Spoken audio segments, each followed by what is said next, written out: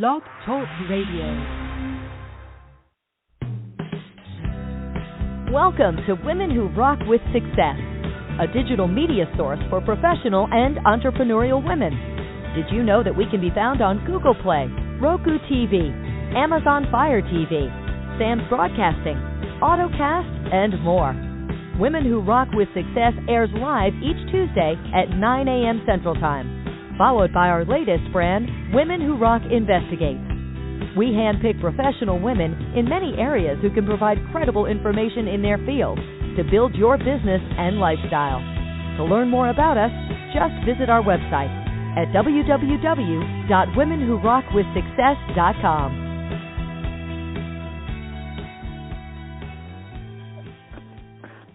And good morning, and welcome to Women Who Rock with Success. And this is your host, Ms. Diane Winbush, and thank you so much for tuning in with us on today. And we are grateful that you joined in with us. So today, of course, we're always talking about business each Thursday, helping you to be able to brand, market, advertise, and be able to excel in what it is that you have so the world can be able to see what it is that you are trying to show, what you have to offer. So today we'll be talking about branding your business through public relations. And a lot of times we feel that public relations is something for more like big corporations, but they can be also beneficial for your business as well. So today, to be able to help us to understand a little bit more, we have publicist and public relations strategist Tracy Lamourie that's in the studio with us today. I hope I pronounced her name right. She is here with us today, and she will be talking with us about her company. So good morning, Tracy. Good morning. Thank you so much for having me, Diane. Great. So let's get started. Let's get the audience to learn a little bit more about you and a little bit more about what you do. Sure. So as my bio says, I'm an internationally awarded public relations expert. I work across industries and across borders. I'm the winner of for Women in Media, the Universal Women's Network 2020 award. And, I like to say what I do is elevate and celebrate the awesome things that other people are doing. So I know you know a little bit about PR yourself and public relations and promo. And, that's how I like to look at it. I don't look at it as, public relations in terms of, in some ways I don't like the word because it almost sounds like you're correcting something someone did wrong or changing, that old kind of spin. And I like to say, no, it's about, what I do is about pointing at the good things that people are doing and elevating and celebrating and helping to give them a voice so that they can, utilize traditional mainstream media as well as the social media platforms. Absolutely, because the first thing we think of when we hear public relations, maybe it's a big oil spill, or maybe it's a big political campaign that's going on, and they need a publicist or what have you. Right. Individuals kind of sometimes be able to. They sometimes freak out, if I can be able to use that word. Sometimes when they hear public relations or a publicist, well, we're going to help them to be able to understand the difference as to how a publicist can be beneficial for their business. So let's get some information about what a public relation does in reference to a business. Define what public relations is. Small business, yeah. So people, like you said, often think about PR in terms of either a big creative project or politician or something, or an actor that needs PR. But actually, entrepreneurs, executives, across the board, it is something that most entrepreneurs don't think about. As you said, 80 to 90%, I think, entrepreneurs have a blind spot when it comes to PR. They're all very well versed on the advertorial in terms of advertising and marketing and how to sell their product. But what we talk about in PR, the editorial, the whole mindset, which is how to get into media, is in some ways opposite way of thinking, for advertorial. So it's hard for some entrepreneurs to get their head around, but if you put it this way, it's very clear. 80 to 90% of entrepreneurs have no concept of this or don't think about this or plan to utilize it in their business. Yet there's no major corporation in the world that doesn't have a PR team / communications team. So right there, the entrepreneurs that are disadvantaged, and they're because they're just not even thinking about this. And so we talk about using media. We're talking about earned media, not advertising that you pay for, beyond, paying a publicist to help you strategize and help frame you and all that stuff. But you do not pay, to get into the media, and you can't. So we're talking about being interviewed in the news, on the radio, on television, on podcasts, in newspaper articles, in well-known magazines, and the credibility that builds, a third-party credibility. And in terms of why businesses should care, it is far more than an ego trip. I often thought about it as just, how to attract customers to yourself, similar to the way, advertising would. But it's far more than that. Recently, a client had told me after just 6 weeks of working together, literally said, you changed my business and my life. And I said, well, why? What do you mean? Because it's a pretty big accolade. And she said, they were at a sensitive time for investors. They had just passed their pre-seed funding, or right around the time I came in and getting $500,000. And then they were going for, $2-3 million or bigger funding. And she literally said after 6 weeks of working together and the 4 articles and a couple of podcasts and interviews, just from sharing that on LinkedIn, sharing that with our investors, that the quote was, "You've made investors take us more seriously." And if you think about that, that's more even than what I was thinking, which is, getting more customers. One investor taking you more seriously, right, can mean the difference between $2-3 million in your startup is a go, or it's falling flat. So, it's, in so many different ways. It's just literally that third-party credibility that makes everybody just take you, it elevates you above your competition. It attracts customers your way, both the ones who may see it initially in the same way that advertising works and then reach out to you. And also, when you put it on your website and people are, kind of comparison shopping between you and a potential other service provider, that third-party credibility, that you can't pay for, of other people highlighting your work and interviewing you as an expert is literally invaluable. Absolutely, because sometimes individuals may make it appear or sound so easy or what have you. You go on social media, which we'll get into that a little bit later into the show. On social media, you have different types of advertising where it says, okay, we can get you on to CBS, ABC, and what have you, and things like that. I feel that sometimes individuals are looking for, email marketing and what have you. I feel that if you can't get there unless you are able to pay your way through that door. So, especially like, okay, take for instance, it took me a while to be able to get it some years ago that, guests to even appear, some of them on Good Morning America, they have publicists to be able to help them to be able to feature their book, feature their brand, feature their product and things like that. And so that's something that we're going to get into a little bit later on. If you would like to discuss that as to how sometimes business owners and companies should be leery, if that's the right term, of individuals that are publicizing these things on social media, and perhaps it's just an email marketing strategy. Yeah, that's a great point. And, that's because people don't know the difference. Like, people don't really know what a publicist does, number one. They have a vague idea, but they don't really know. And then now with the rise of social media, you're so right. There's so many people who aren't actually publicists that are just like, whether promoting something or they have a web page and they say, hey, they'll take money and I'll put you, and what they're doing essentially is either putting you on their own, their own website and social media, which is not the same as reaching out to media.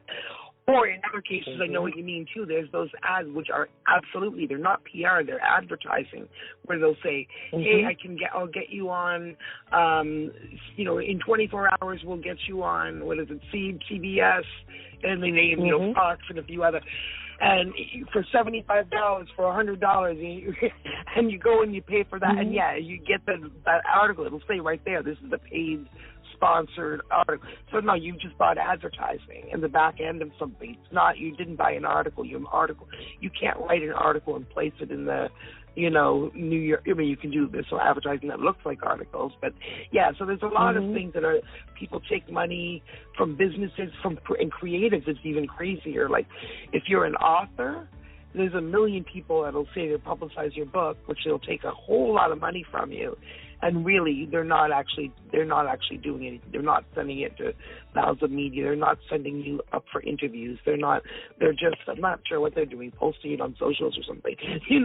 But I see authors and musicians and being taken all the time for a lot of money, to the point where that's part of the reason I don't advertise for anything, because I feel like there's no way to differentiate in an ad from all these people that are saying, and I don't want to be among them, so people just come to me because they hear my work and that's it, and then I'll go on podcasts and talk about it maybe, but there's so many, in terms of, there's so many scammers when it comes to publicity, because so many people don't understand. It's like when you go and buy a car, and if you don't know how to check things, you don't know what you're buying. A famous broadcaster in Canada, who is Michael Williams, who's credited with bringing black music to the airwaves in the 80s in Canada, when MTV was still really white, and so was Much Music here in Canada. And Michael Williams was a pioneer in that regard. Was a broadcaster here, a friend of mine, long time. He's just a legend here in Canada. And he was, I'd asked him to come in on a project I was working on, a little 13-year-old amazing little singer called Bowley, with a song called Make It Right, a little social justice song about all the injustices that we saw last year. Anyways, so I asked him to kind of come in and advise her, because, he's just a musical legend, and I knew he had a heart for this. And he was saying the first thing is he's going to teach her, he'll do all this stuff for her music-wise. And then he said, but I'm going to, most importantly, I'm going to teach her how to do it. He goes, because when you don't know, he goes, I want to empower her as a young woman artist. He goes, because when you don't know what you're buying, or when you don't understand what then people can sell you anything. So if you don't understand what that car, they can just talk fast, and if somebody's saying PR, they can just blah, blah, blah. But you have to understand what they're doing, what the strategy is, and, what you should expect before you open your wallet. Absolutely, and I also feel that, we get what we pay for. I absolutely believe that, because if that's something that we're, as I stated, I saw it on I think one advertisement, and it's real colorful. It got all the colors, it got all the background images it needs to do to be able to advertise and what have you.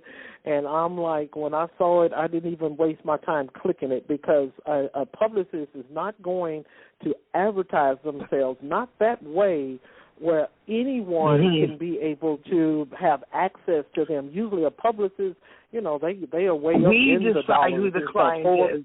Exactly. And also we decide you audition yourself. I mean, not audition like a singer, but, well, if you're a singer, you do. Yeah, I want to see, you can't, I would never put on my site, buy a package, click here. Exactly. Because people, yeah. Go ahead, Tracy. Oh, sorry. Yeah, no, I was going to say, because just as much as they're deciding who they want as a publicist, I'm certainly deciding even more so. The client may not realize that when they contact us, to see for representation, that we are absolutely vetting them, because I have a reputation myself, and even if I didn't, I'm not putting my company name behind somebody with a questionable message, or, just not, and also I'm not letting somebody buy, a package from me unless I'm sure in my mind at the beginning, before I take their money, this is something that I can sell to media. This is somebody that's going to be a story that I'm going to be proud to put my name on. Do you know what I mean? Oh, there is a story that I can create a story. And I mean, I can create a story out of almost anything, because every human has a story, and but I want to make sure that I'm feeling it first, because if I don't, and that's something too, people say, how do you pick a publicist in a small business, or as anybody, as a creative as anybody, they should absolutely get it. They should get it. I won't take a client if I hear their pitch or if someone tells me what they're doing and whatever, and I'm thinking to myself, okay, okay, I don't really get it. Chances are I'm probably not going to want to take that client, because I won't be doing them a great service, because if that was my reaction, I'm clearly not. I want to be like this. Oh, wow. And I am with most things that come to me and most things that I hear because, people come to me from who know other people I know or who have been referred to me or similar projects. And I'm excited. I'm like, oh, that's great. And that's what you want, somebody who's passionate, who understands what you're doing, who gets it, and who wants to push it. That's the number one thing. And even though that may not be the appropriate term, but I'm going to use it. Clients we do audition our clients. Yes, we do. Yeah. You should say that. Right? That would be that would be a great term. If you're a newbie. If a newbie publicist is listening, I mean, you got to learn that. You're not taking everybody that comes in the door because you're just not. You don't want to do that. You want to be comfortable and happy, and you're absolutely, even if you're not consciously thinking about it, you are absolutely building your own brand with every client you take on because, your work is very public. So, Tracy, some years ago, before I started with the brand, we did women lunch and learns and things like that. It was professional business and what have you. And so even then, I had to audition the vendors. We would have like large expos and things like that, trying to connect with the community in a business and professional way. And so and the reason why I mentioned that audition, because you have to be careful, because individuals, you have to test out their products, you have to test out their websites, you have to test out their links, you have to test out their ingredients. I'm serious. I had to go and one lady was in here. She was exactly. So she was like, this right here will improve your brain. And so once we had an open discussion about it, and so some of these ladies, they were making like six-figure annual incomes, and so they went in there, they contested what she had to bring to the table and things like that. And after that, I booted her out.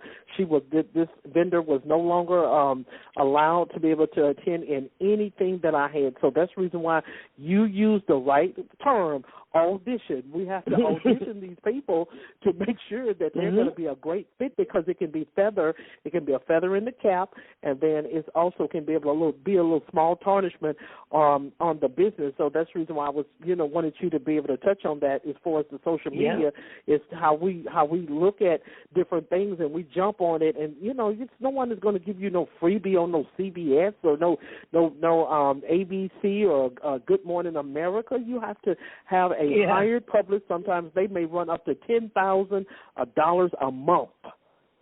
I'm serious. It's some publicists are very, very expensive. And so if I can get it for free like that and things, I mean, everybody would be on Good Morning America, CBS, exactly. They don't have that many spots. Everybody would be on there. That's Thank you so much.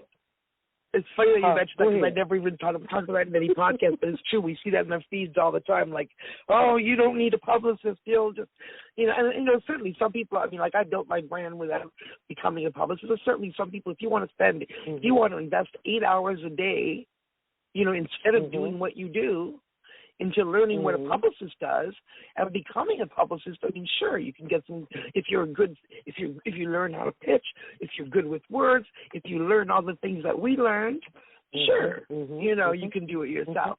But again, that means you're going to be stopping what you're doing, the music that you make or the business that you're building, to do what we do. And if that's what you wanted to do, you would have become a publicist. So, Exactly. And then, too, it can be sometimes offensive. I think it's Brian Williams. I think that was his name. And so he had made some comments. I think it's, I don't know where Brian Williams is. I think he's on Nightly News. I don't know if it's NBC or ABC, what have you, but whatever. He made a comment about citizen journalists and things. If you don't put in the education, you don't put in the sweat equity or what have you, and who's gonna trust your credibility is making sure that I am able to be featured on the right type of of podcasts, television shows, maybe a book signing or something like that. You have some real good publicists out there that they will put you in the front of some real good, good entertainment and what have you for the entertainment segments on different, news segments that are on television. So I didn't even waste my time clicking it. I'm like, oh no, and I was going to share it with some of my colleagues, the Women Who Rock with Success group. I was going to share it with them, and I was like, no, they probably throw all the potatoes in my face once they click on the link. So I said, no, I'm not going to do it. So thank you so much for sharing that with me. Beyond, it's one thing to pay a publicist, like you said, find you strategy, but it's another thing to be paying. Anytime you're asked to pay for media, I don't do it. I don't care if it's $5 or whatever, because that's advertising. And if you want, if a client wants to do an advertising campaign, I can help them with the words. I do writing. I can help them with words for their campaign. I can help them even figure out the demographics. I can basically help them do the ads. But that's not what I do. We're talking about earned media is what I do, right? Exactly.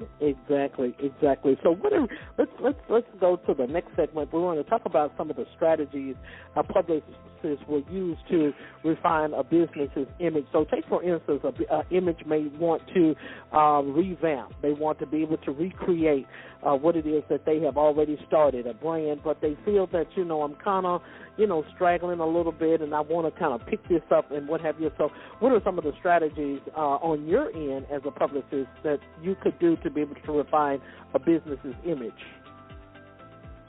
So if they had just sort of, I missed part of that. Sorry, if they had just sort of lost. So take for instance, if a business has already been out there, they have been out there probably about 10 or 15 years. They call you, hey, look, I need a publicist to come in and recreate some things for me to be able to polish up my image in a business. So what are some of the strategies that you would use? Just a couple. I'm not asking you to reveal all of your. Yeah. Writing a profile, one of the things I would do, write a big profile about all their accomplishments, and that wouldn't be something that would go in the newspaper, right? That would be something that would be maybe if they have a monthly magazine locally, like a business themed magazine is sometimes a good place for something like that, or something like I write for Prosperity Press, which is similar to Huffington Post or Thrive Global, those kind of articles. Where you can get an actual profile in about somebody. That's a great way to kind of do a Q&A with them and just have a nice big piece where they get to really share who they are. That's a nice way to start. And just to get more quotes. If people aren't familiar with things like Haro, Help a Reporter Out, Source Bottle, these are some places where you can meet up with reporters, similar to Matchmaker that match you up with podcast hosts. You can meet up with reporters who are on deadline looking for sources in all kinds of fields. So no matter what you do, if you watch those things, for a week or two, you'll probably see something you can respond to, and then you throw your answer in there. And I've gotten clients that way in things, the New Yorker, New York Times, Reader's Digest, Good Housekeeping, et cetera. The list goes on. So there's all kinds of opportunities to get that third-party credibility. Okay, great. So let's get into some of the meat and potatoes of your of you being a publicist. So what were some of the things that compelled you to strive to be able to help women in their business, or men, so to speak? What were some of the things that compelled you? What was your desire?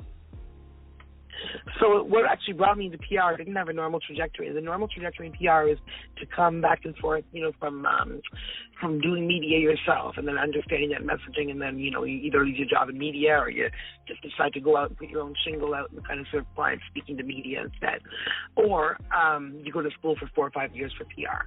I didn't do either of those things. Well, I did some media. I'd written, for newspapers growing up, and I had a college radio show with my husband, Dave Parkinson, and, that kind of thing.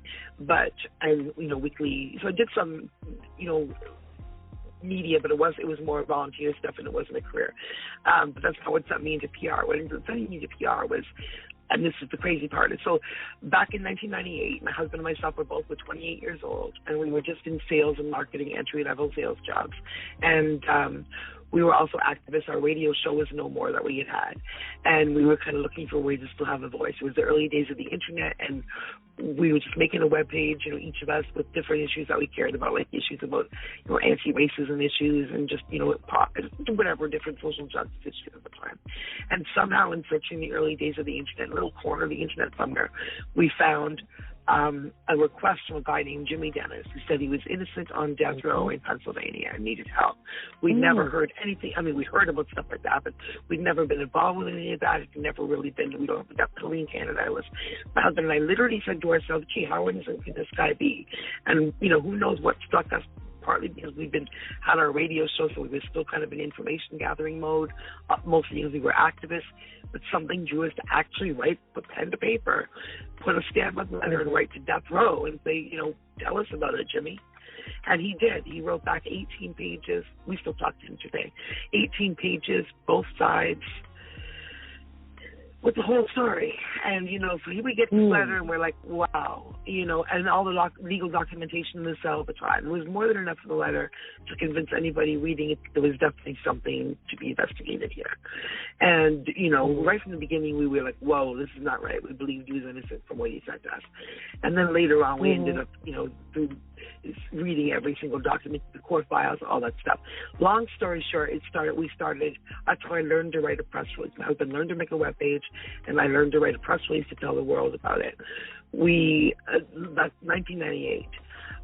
We ended up doing the Justice for Jimmy Dennis campaign for over 20 years. He was on death row for 25 years. For almost 20 years, in 19 years, we ran that campaign. Talked to him all the time. We gathered people around the world. We did some media. We were doing an organization we called the Canadian Coalition to Use the Death Penalty, inspired by Jimmy, but that went kind of deeper as well, talking about the injustice system in America, and the racism and the prison industrial complex and all that stuff. And as a result of our messaging, it's a long story, but I'm getting to the end here. But as a result of just my messaging, literally just learning to write a press release and reaching out, there we were, my husband and myself, 28, 29 years old, with no legal experience at all, and no national media experience, literally being interviewed on CNN, MSNBC, Court TV, A&E. And we were doing that for years and years and years and years. And then it wasn't until 10 years later, just a couple of years before good news, Jimmy was finally released in 2017. And now he's an R&B artist. And he's making beautiful music, and he's waiting to get his compensation from the government. And we still talk every day.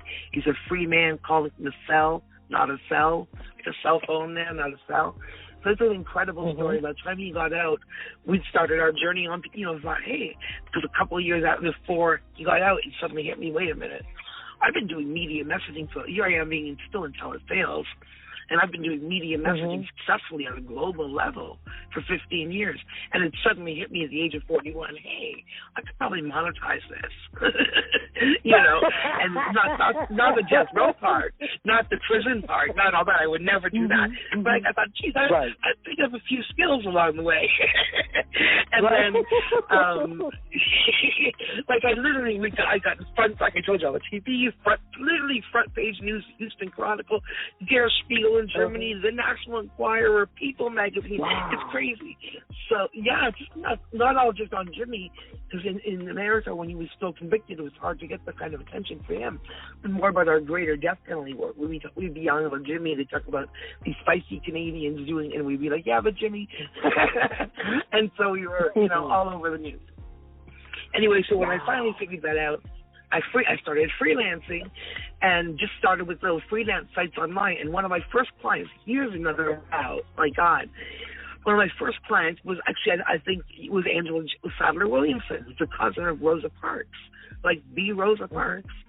And Angela was doing a movie called My Life with Rosie about Rosa Parks' next 30 years of activism after the Alabama bus boycott. And a book more recently.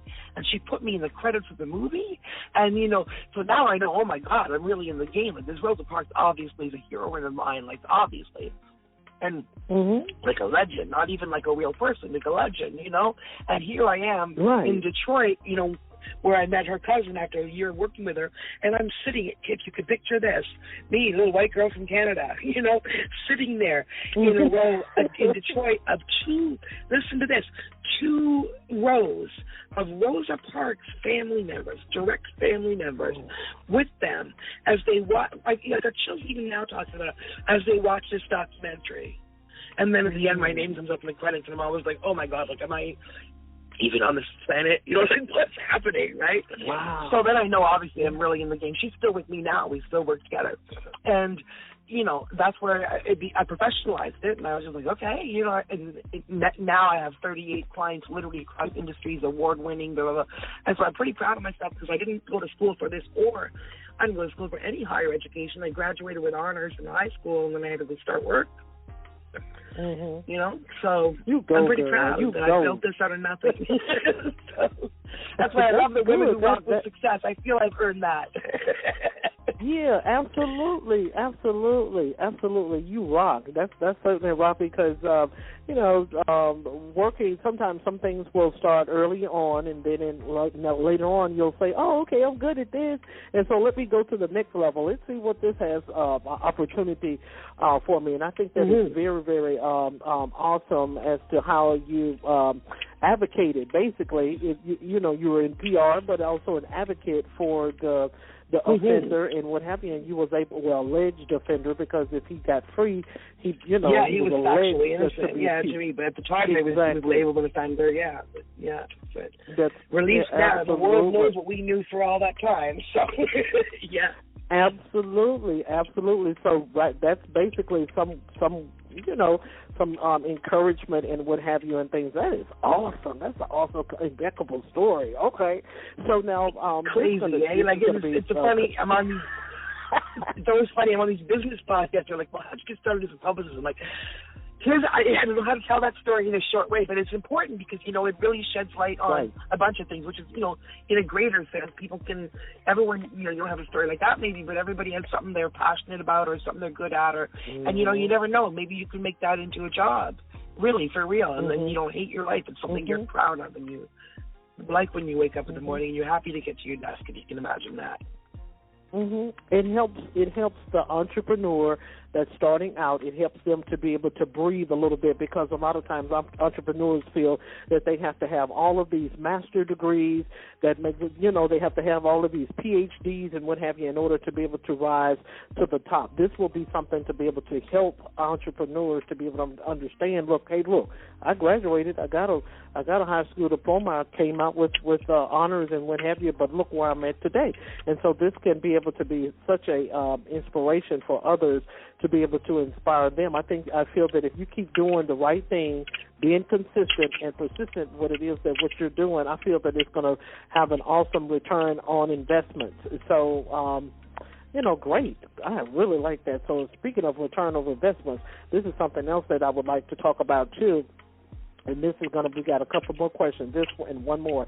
And so this question here, a lot of times individuals, when they hire PR publicists and what have you for their business, they look for a ROI, return of investments, overnight or 30 days. Or you're not working fast enough, or you're not doing it fast enough. Because I have reached out to some individuals that have been on the show, perhaps maybe three years ago, and they no longer have the same publicist. It's not funny, but it's like they expect something overnight and what have you. And even though you're paying the person, but the publicist cannot force their way up on any company or conglomerate or business to be able to take the pitch. So it's the difference between advertising and media. Yeah, and exactly. I try to make sure people understand that before we start. But, because sometimes, especially that's why we don't like a 1-month contract, or we'll take it if someone really needs an event or something. But that's why you want a 3-month contract, because then you see some other results, and then you can build on those results, and, without the client ending after a month and going, well, where's the article? Because sometimes like there's one situation where I submitted 3 articles, to editors I knew very well who had approved those articles. So I knew that those articles were in the pipeline, absolutely 1,000%. But the client had not seen the result within 4 weeks. He tried to explain, well, you know, like the newsroom has their own schedule. You know, it's not a matter of, oh, my client has a deadline. No, it doesn't work that way, right? Like, and in some cases, I try to set the expectation now, and it's true. Like in one case, some of the best results, you know, I had a client in Chicago Tribune. We did a big 2-page article about her in the magazine that goes along with the Tribune. And we had originally pitched her to them in August as part of an article they were doing. They did not use her for that. And then they came back literally in January and said, not only are we going to use that pitch you do, we want to talk to her more. We want to do a whole Q&A. And then it came out a big, huge article at the end of January. So from the time that we pitched it to August to the end of January, and there was another time we pitched something in December for a Christmas story to some major media, television, I can't remember which one it was, stateside. And then everything fell flat and nobody picked it up. And then literally 4 weeks later, the end of January, they asked me, well, does your client have anything for Valentine's Day? And she got this major, major spot. So a lot of times we're planting the seed. We're letting the media know about you. It's not necessarily that every single thing is going to get a response either. You know, that's why you're building. And in other cases, don't tell us to do how we do our job. Oh, I don't want that one. That's not, you know, the cover of Time magazine. I wanted the cover of Time magazine. That's just, you know. Then it's okay. Listen, sometimes I'll send you on a smaller thing because I know you're going to get a bigger play and they'll do a bigger article about you. Then we have that nice big article about you. Then I can approach Time magazine, you know. So, like, people need to understand it's not advertising. And then that's again where where we talked about advertorial versus editorial and how entrepreneurs often don't understand that. They think that, okay, I bought a Publicist now, that's like buying an ad, right? No, it doesn't mean you get your, you know, article in New York Times. I will be the advertising department. So. People sometimes can become more impatient, so to speak. And when they're impatient and what have you, they're looking for things. And you know, you have to entrepreneur, business owner, or what have you, have to understand that there may be hundreds or thousands of pitches to CBS. There may be hundreds and thousands of pitches even to, you know, like the Wendy Williams show. You know, they'd be throwing pitches on them, too. Jimmy, I can't think of his last name except for Jimmy. The one that your business is either, or how awesome what you do is or whatever.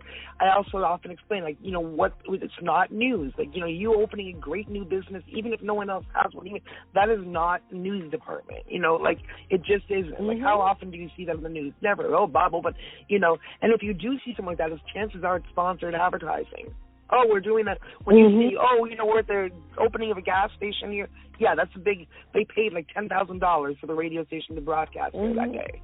And then too, you have to make sure that the pitch fits. I mean, a lot of times individuals will go on Good Morning America and things like that for doing a book or something like that. I don't know, but you know, each is to their own. You know, I think that the individuals needs to know, you know, first of all, you sit down and you listen. You listen to, that's the purpose of the publicist being there, is to listen to them. If you're going to bring your own ideas in, then you don't need me.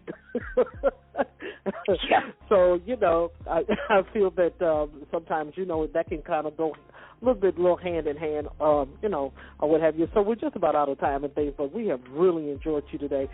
Share with the listeners how they can be able to connect with you, social media platforms, anything that you may have coming up in your community, any books that you may have published, and any links or websites that you would like to share with the audience. You can be able to do that at this time. Absolutely. And I always say before you look for me, please go look for Jimmy Dennis Music, because for 25 years, you know, his voice was stolen. An innocent man, honestly, stolen his voice.